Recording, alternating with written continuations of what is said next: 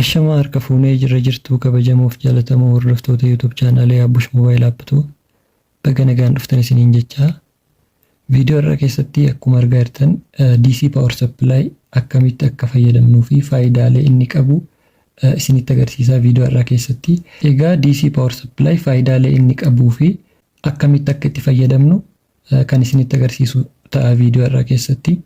Egaa suphaa mobaayilaa yeroo hojjennu meeshaalee suphaadhaaf barbaachisan keessa haala murteessaa kan ta'e DC Power Supply kan jennuun kana jechuudha.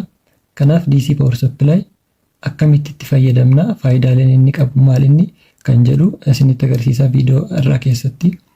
Egaa DC Power Supply suphaa mobaayilaa yeroo hojjennu faayidaalee sadii nuuf qaba.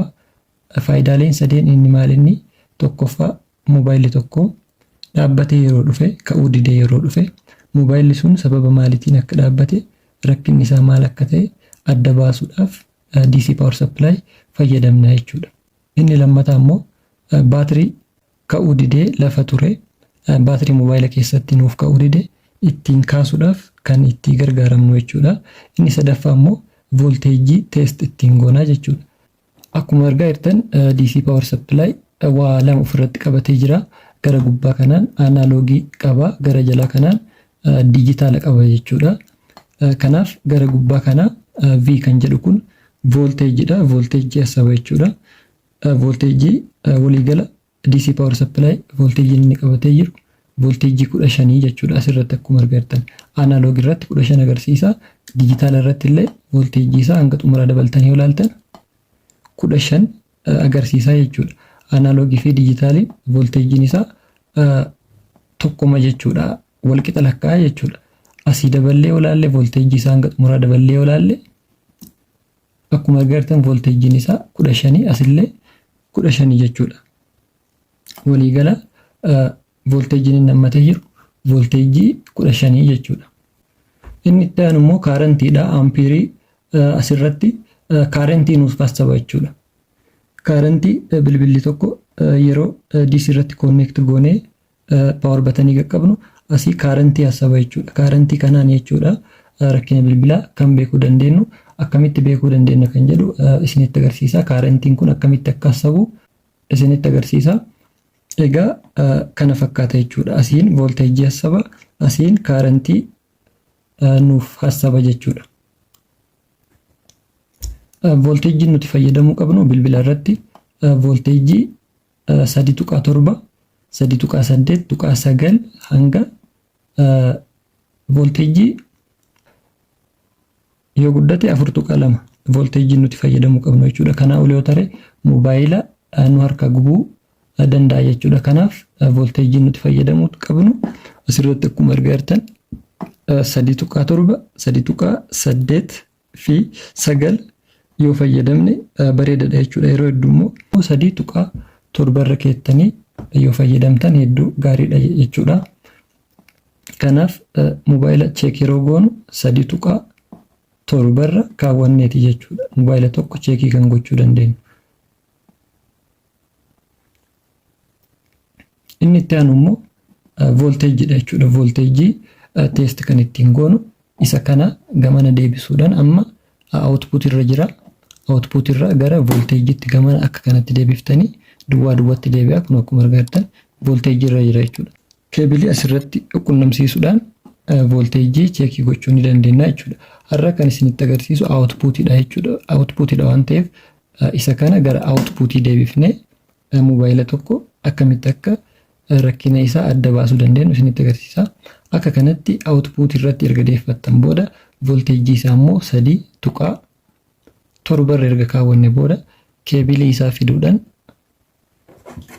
irratti wal qunnamsiifna. Keebilii isaa pozitiif irratti erga qabsiifne booda negatiif illee negatiif irratti erga wal qabsiifne booda jalqaba maal gochuu qabna? Keebilichi kun ni dalagamoo keebiliin kun jechuudha dalagaa jiramoo dalagaa hin jiru kan jedhu adda baasuudhaaf isa kana wal qabsiifna jechuudha. Akka kanatti kontaaktii yeroo goonu DC'n keenya sagalee dhageessisa, akkasumallee shoortii dubbisa jechuudha. Akka kanatti sagalee dhageessisa jechuudha. Kanaaf keebiliin kun dalagaa jira jechuudha. Achi booda bilbila rakkina qabu tokko fiddanii bilbila ka'uu dide tokko finnee cheek goona jechuudha. Fakkeenyaaf bilbila kana amma rakkina isaa beekuudhaaf bilbilli kun yoo kan hin kaane taate rakkina isaa adda baasuudhaaf jalqaba wanti goonu DC keenya DC keebilii keenya ilkaan isaati irratti poozitiivii karaa poozitiiviitiin ni qabsiifna. Poozitiivii akkamitti adda baafna? Tokkoffaa poozitiivii kan jennuun haada diimaa kana, negatiiv kan jennuun immoo haada gurraacha kana jechuudha. Dhagaa irratti illee olaaltan akkuma argartan poozitiivii jechuun kan pilaasii qabu kana, negatiivii jechuun immoo isa kana jechuudha. Kanaaf asirratti yeroo ilaaltan poozitiiviin gara akka aanu, negatiiviin gara akka aanu asirratti ilaaluu dandeessan jechuudha dhagaa irratti. Achi booda poozitiivii fi negatiivii isaa eegdanii ilkaan isaati irratti wal qabsiiftan jechuudha. Akka kanatti erga qabsiifne booda bilbila tokko irratti giraawundii yoon argatin rakkina isaa isiniif himu asirratti. Bilbila tokko irratti giraawundii barbaada. Poozitiivii fi negatiivii akka kanatti yeroo qabsiifne bilbila tokko irratti hin hojjetu jechuudha. Isiniif hin ka'u jechuudha bilbilichi yookaan immoo rakkoo isaa asirratti isiniif hin baasu jechuudha. Giraawundii kan jennuun kan jidduu kana, kan jidduu irratti argamu kana waluma irratti qabsiifte. Bilbila nookee irratti akkas ta'a jechuudha. Giraawundii yoon argatiin hin dalagu. Giraawundii yoon argatiin hin dalagu. Kanaaf giraawundii waliin wal qabsiiftan jechuudha. Akka kanatti giraawundii fi negatiivii walirratti qabsiiftan jechuudha. Garuu bilbila kana irratti hin barbaachisu waan ta'eef negatiivii irratti qabsiisa. Achi booda akka kanatti erga qabsiifne booda paawar batanii isaa qaqqabuudhaan asii kaarantii isaa ilaalla jechuudha. Hangam akka deemu kaarantiin kun hangam akka sabu asirratti ilaalla jechuudha. Paawar batanii kana yeroo qaqqabdan asirratti homaa hin dubbisu yoo ta'e, kaarantiin kun sochii homaatu asirratti hin godhu yoo ta'e, bilbilli kun tokkoffaa rakkina paawar batanii qabaachuu danda'a. Lammaffaa immoo rakkina baatirii koonnektarii qabaachuu danda'a jechuudha. Sadaffaa immoo rakkina boordii irratti oopin ta'ee jiraachuu danda'a jechuudha. Oopin jechuun boordii irratti sararri addaan cite wayii yoo jiraate asirratti kaarantii homaatu hin sabu jechuudha. Kanaaf jalqaba maal goona? Jalqaba kan laaluu qabnu baatirii koonnektarii isaati jechuudha. Baatirii koonnektarii isaa indalagaa fi indalaguu isaa akkamitti adda baafna? Negatiivii fi poozitiivii wal jala dabarsina.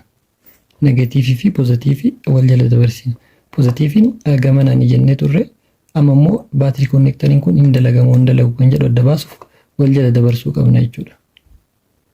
Poozitiivii poozitiivii irratti yeroo goone asirratti diisiin keenya sagalee dhageessisa jechuudha. Yoo sagalee hin dhageessisu taate baatirii koonnekteriin kun dalagaa hin jiru jechuudha. Kunoo akka kanatti sagalee yoo dhageessise baatirii koonnekteriin kun hojjetaa jira jechuudha. Kan itti aanu kan laallu moobaayila kana hiikuudhaan, moobaayila kana hiiktanii paawar batanii isaa qulqulleessitan. Paawar batanii isaa qulqulleessitanii deebistanii poozitiivii irratti deebistanii cheekii gootan jechuudha. Negatiivii irratti deebistanii paawar batanii isaa qaqqabuudhaan kaarantii asirratti nasabu kan jedhu ilaaltanii jechuudha. Deebi'ee ammas kaarantii homaatu asirratti hin nasabu yoo ta'e ammas sarara oopin ta'etu jira jechuudha bilbila boordii kanarratti. Kanaaf sarara oopin ta'e san immoo argachuudhaaf maltimeetirii fayyadamuu qabna jechuudha. Maltimeetirii fayyadamneeti sarara addaan kutame san argachuu dandeenya jechuudha.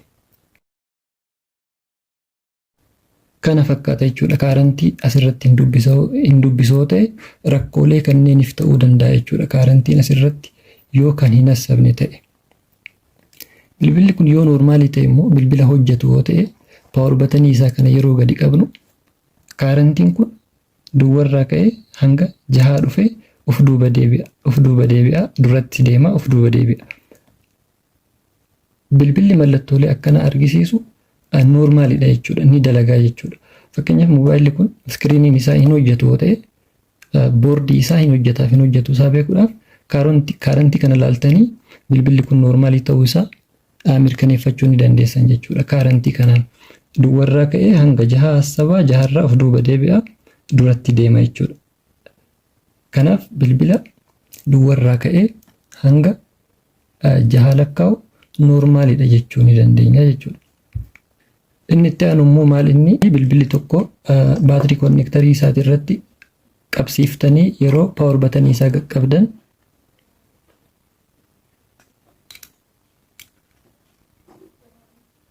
duwwarraa kaasee hanga 2 kan hassabu yoo ta'e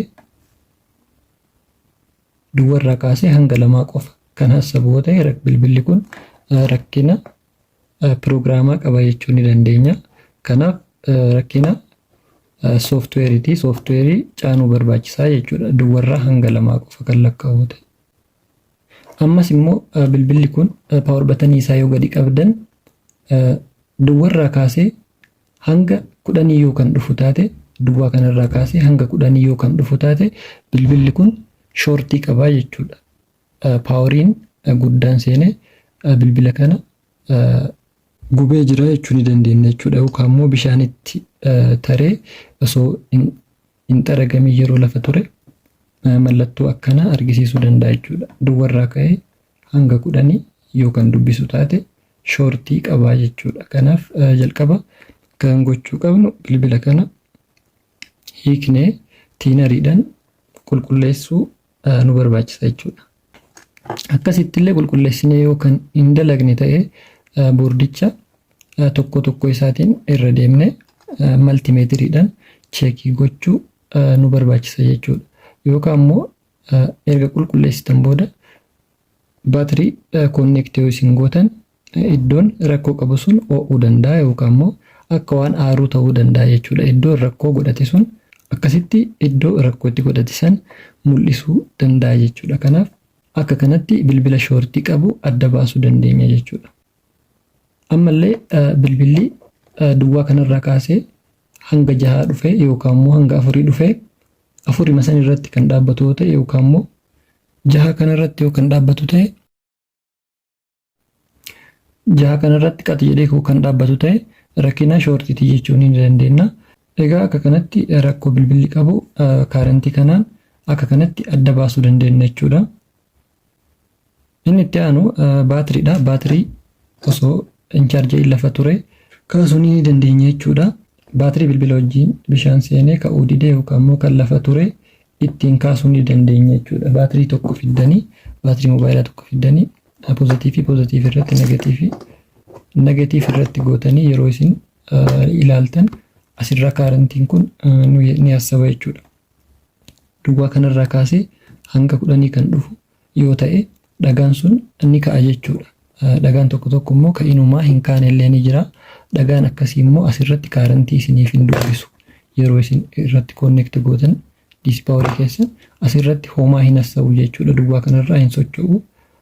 Dhagaa inumaa hin kaane duwwaa kanarraa hin socho'u jechuudha. Dhagaa inumaa hin kaane yoo ta'e duwwaa kanarraa hin socho'u jechuudha. Kanaaf kan ka'u yoo ta'e duwwaa kanarraa socho'ee hanga 10 dhufee 10 kanarraa duubatti deebi'aa deema jechuudha. Adada isin asirra tursiiftanii adada paawarii fudhataa deemuun 10 kanarraa duubatti deebi'aa deema jechuudha. Akkasanitti jechuudha dhagaa kan kaasuu dandeessan. Egaa DC power supply itti fayyadamni isaa akka kana fakkaata. Viidiyoon irraa isiniif qabadhee dhufe kanuma. Hanga viidiyoo itti aanu walitti deebinutti nagaan tura. Turtii gaarii isiniif haa ta'u.